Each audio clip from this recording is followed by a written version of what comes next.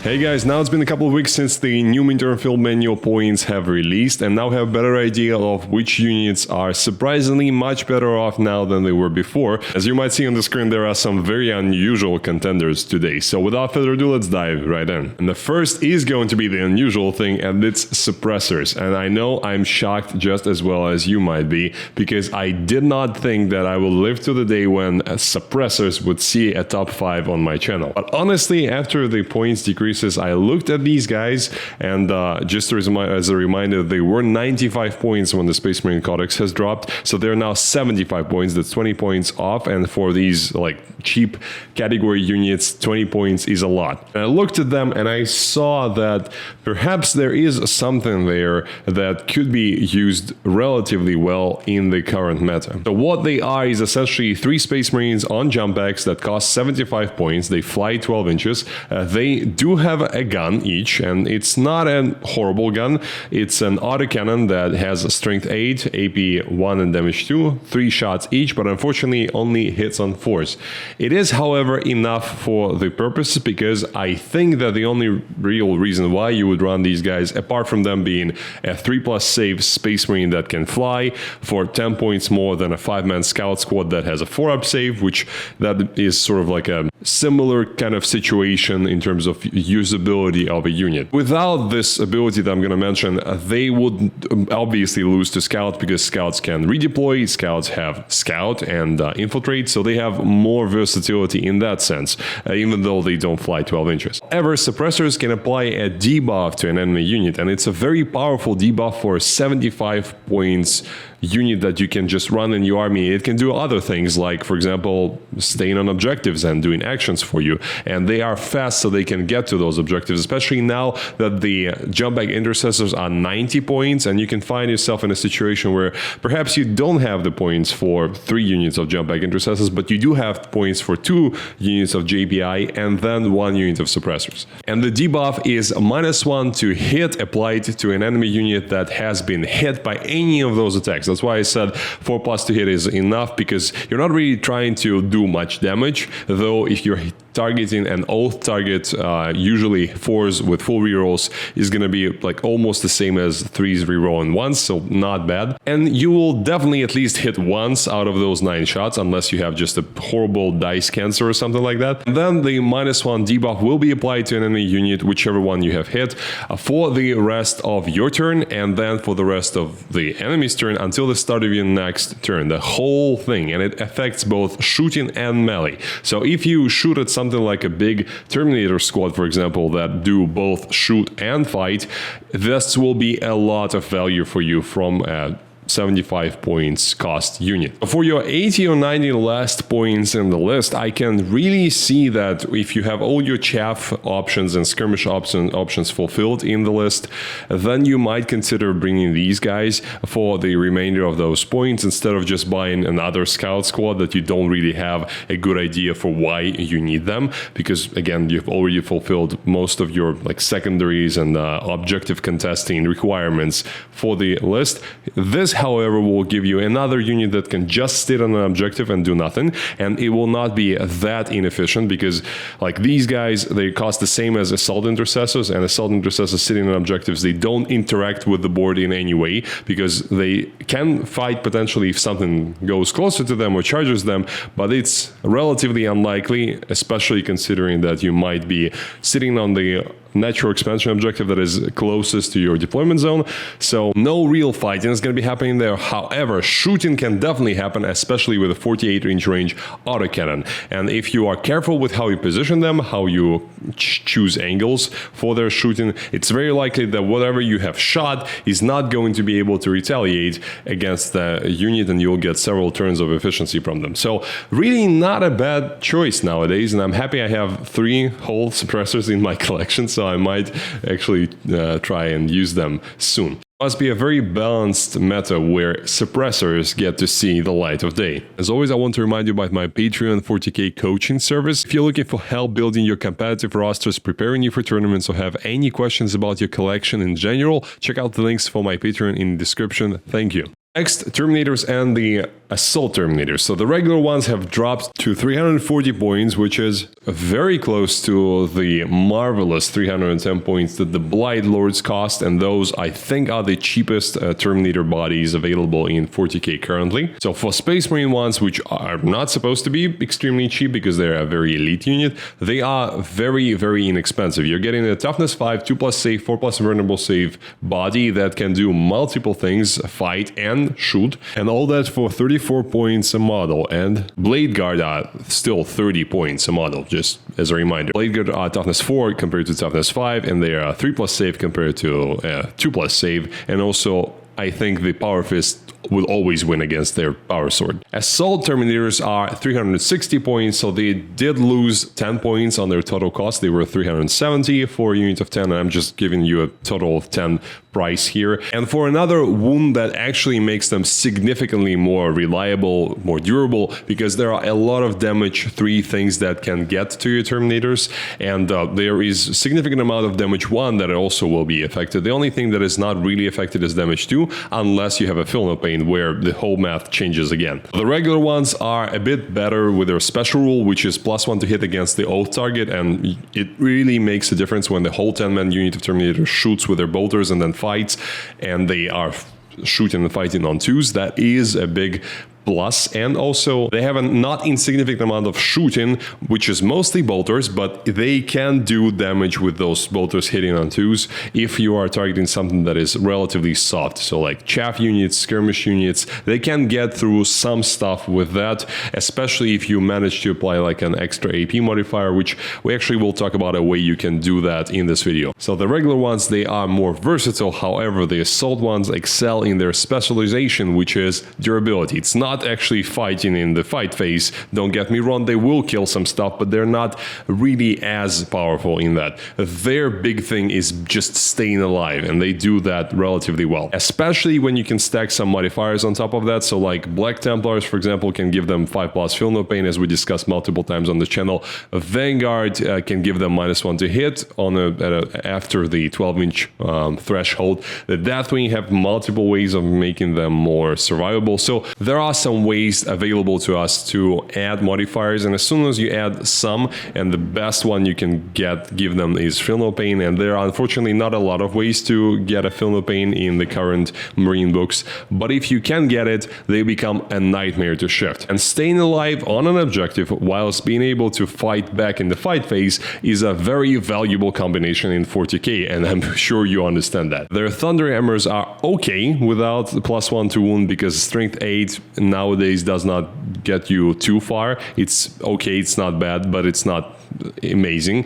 But with +1 to wound, they become really versatile and actually can get through to tanks, elites, especially with the devastating wounds that you have on the Thunderhammers, etc. And now I can definitely see both options being used. The regular Terminators could be run as a 5-man squad for 170 points, and if you equip them with Chain Fists that get anti-vehicle 3+, they don't really need any characters to be able to punch up into the normal vehicle toughnesses, well, whatever the toughness, it doesn't really matter with their kind of ability, and they could be good for finishing off vehicles. They probably won't kill a vehicle on their own. They do about 11 wounds to any toughness vehicle because of their anti-vehicle 3+ ability if it has a 3+ save, so not a Land Raider, but it can kill something like a Rhino relatively easily, and you are probably very likely to finish off a tank even with a 2+ save if you have softened it up a bit with something else. Of course, it requires you getting Oath, because that actually bumps them to 3+ to hit and also gives them rerolls, because hitting on 4s with Chain Fist is not that great. That's why I mentioned Power Fist initially, because it's really not an easy choice. You can go for more versatility with the Power Fist, because hitting on 3s does matter, or you can go for Chain Fist, which will make it easier to get rid of the vehicles, but then you definitely need Oath to actually do anything against anyone else, because losing half of your attacks on the hit roll is not great. To cut a long story short, magnetize your Terminators. You don't want to be fixed to one particular choice. The assault ones are a magical bullet magnet, and actually there are very few things in Codex Space Marines and all of them successor chapters that can rival the level of durability of a 10-man brick of Terminators. Really, I can only think of maybe like a Primaris Crusader squad with the Grimaldas and 5-up Feel No Pain, but then still it's like 40 wounds there, 40 wounds here, but this is 40 wounds and 2+ save and potential modifier, so it's relatively close actually. And if you're running Black Templars, you of course will be running the Enhouse's Bones with the Chaplain with them, and that's a classical combo that just is cheaper now than it was before. So take a look at the Terminators and maybe figure out if they can enhance your lists. If you have been relying on things like Blade Guard, for example, it might be a valid idea to perhaps find points elsewhere and upgrade the Blade Guard or a unit of this kind to the Terminators, because they definitely feel much more efficient now at their current points cost than they were when the Codex dropped.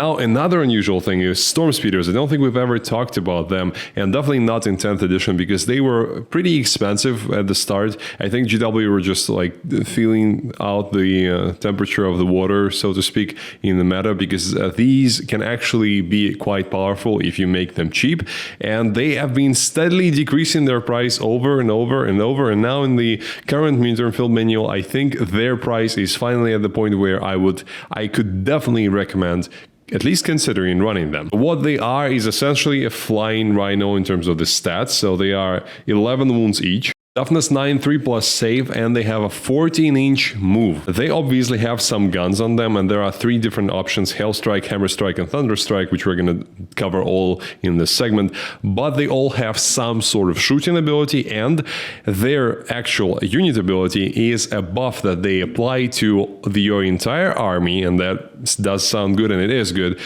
if you actually manage to hit whatever target you're shooting at with this vehicle. And the buff lasts until the end of the phase. So what are those buffs? So we'll start with Hail Strike. It's the cheapest one, 115 points, so very cheap actually. And it gives the army +1 AP against a non-vehicle monster target. It's very important. It's not against tanks, vehicles, or monsters, which for ranged attacks, of course. It's pretty good, but it isn't amazing, especially considering that just for 10 points more, the Hammer Strike gives us Ignore Cover, which is essentially, if you think about it, now in 10th edition, everything has cover, almost like you would never shoot at something that doesn't have cover. It's maybe accidental when that happens, if your opponent was lousy with their positioning, that happens sometimes. So cover is everywhere, and that means if you get to Ignore Cover here, and most guns in Space Marine armies don't have Ignore Cover, it's a very rare rule to have. So unless you're running like a million flamers, it's really the same thing as extra AP. However, this works against everything, so I would always recommend going for Hammer Strike instead of the Hail Strike. And the Hammer Strike, unlike the Hail Strike, which is only the Stubbers, Bolters, and Gatling, not really great shooting. The Hammer Strike actually has quite a lot of good shooting, which is 5 shots at strength 9 d6 damage at different various APs, and also 1 shot at strength 9 d3 damage. So some, you could say, like anti-elite shooting. But my favorite is the most expensive one of them, and you'll see why. The Thunder Strike for 150 points, so not cheap, but it's not extremely expensive as it was before. And why it is so expensive is because it gives your entire army, if you manage to hit with any of your shots that it has, and it has 3 anti-tank, you could say, shots, also strength 9 and strength 12, one of them is, they hit on 2s, so almost impossible for you to miss all of them 3, and it gives your army +1 to wound against vehicle and monster unit that you hit. And it is very important because we as Space Marines have a big problem with mid-strength anti-tank shooting. Like any of our favorite anti-tank shooting units, Hellblaster, strength 8, Eradicator, strength 9, Redemptor, which is a good shooting platform in general, is strength 9 as well. So they would all be wounding normal everyday vehicles on 5s, and that is not good. And all those guns, they usually have very good profiles other than strength. So like Redemptor's gun is AP4, it's range 36, D6. It's D6 plus 1 shots and damage 3. Everything's amazing, just the strength 9 that spoils everything. The cool part about plus 1 to wound compared to like plus 1 strength or something is that strength 9, strength 8 things will be wounding everything on force. Everything. It doesn't matter if it's toughness 13 like a monolith or toughness 12 like a land raider, it will be forced to wound. So the Redemptor gun essentially does not become strength 10, which I would love it to be strength 10 base, but it becomes essentially strength 12 against this target. And it's another reason why this plus 1 to wound is so valuable, and that's why they're keeping this thing relatively expensive compared to other storm speeders, but I think that it's still worth it. Here is why it's important that the storm speeders are now less expensive. So when you are building a Space Marine list, usually what I do is I add anti-tank shooting units, anti-tank, anti-monster, it's the same thing essentially, that has enough strength on their shots or enough whatever to actually wound the vehicles and monsters naturally, like Gladiator Lancer, like the Vindicator, or maybe like Eradicators with a bunch of buffs on top of them, like Biologists with Fire Discipline. Those things, they don't need any buffs because we don't have many sources of those buffs. However, if you're running a couple of Storm Speeders, you can actually think about your shooting potential in a slightly different way, because you don't necessarily need Lancers anymore or Vindicators anymore. You can rely on your multi-shot, good quality shooting like the Hellblasters and like Redemptors if you manage to get several turns of that plus 1 to wound actually on target. And for that, I think you really need to run 2 of the Storm Speeders, and you can think, well, it's 300 points, it's too expensive. But think about this in a different way. You are getting 2 vehicles that fly 14 inches. They have 11 wounds each. They have their own shooting as well, so they're not just standing there marker-lighting targets for you. They're actually doing stuff as well. Yes, your opponent will try to go after this thing. He'll probably kill the first one, but you've already had your good turn of shooting, and in your turn, you can retaliate against those targets and minimize the chances of your second Storm Speeder dying. And you're saving points on running those expensive, usually expensive, platforms that can only do one thing and one thing alone, which is shooting at high strength. You can replace them with shooting that is much more versatile by running the Storm Speeders, which I think is a very interesting approach, and I'm gonna try it myself in my lists. Especially considering that the Biologists and Eradicators and Fire Discipline combo is now much more expensive, we have fewer choices of what we can actually utilize with our Space Marine lists to deal with tanks. We of course still have our good old trusty Lancers and Vindicators, that's why I've mentioned them before, but it's not like we have a lot of other options to run and to be really efficient, and this can change it. Next are Gilman and the Lion. So Gilman has dropped a staggering 65 points. It's essentially a cost of a full squad of scouts, and he's now 285 points, same as the Lion, who dropped only 15 points.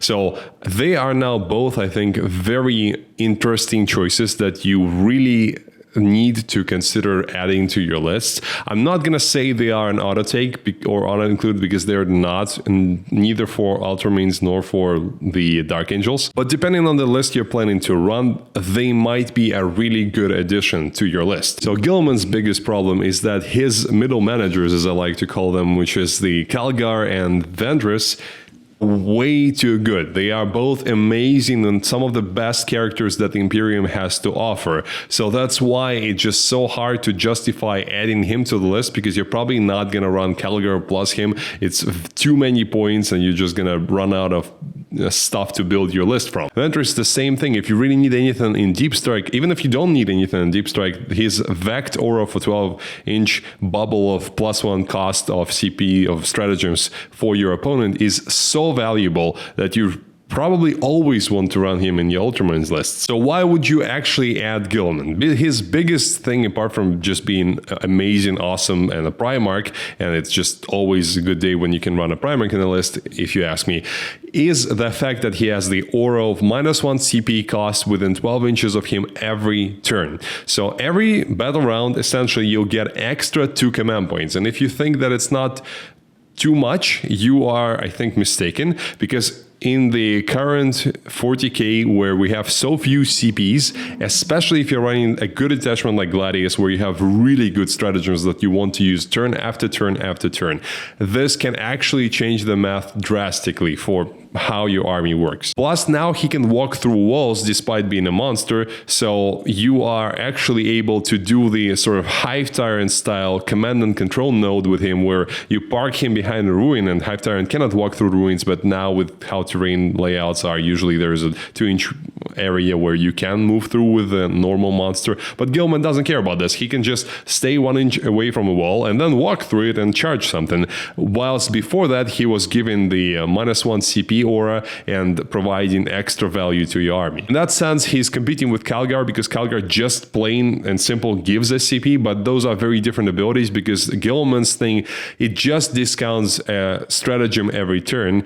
You still can utilize the extra CP you can get from discarding a card, where Calgar's ability actually bumps into that limit, the hard limit of actually getting 1 extra CP per round, and that's it. So if you fulfilled both of your secondaries, that's great. You will get extra CP, and that's amazing. But if you have not, and you have 1 card you want to discard, you'll discard the card, but you'll not get the extra CP. You'll only get 1 from Calgar. So that's why Gilman's ability is obviously supreme. It's hard to compare them because obviously Calgar is a leader, so he's going to be leading a unit, and the whole package is probably going to be costing more than Gilman, but also it's a full squad plus a character plus the 2 bodyguard that Calgar has.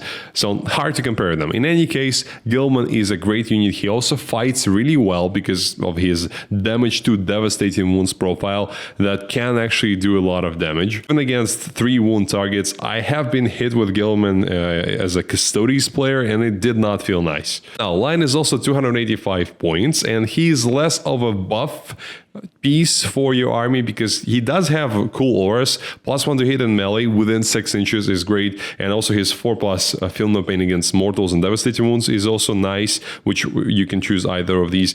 But the problem is the 6-inch range, so you really need to be very, very close to whichever unit you're buffing, unlike Gilman, which his 12-inch aura can really cover a lot of area.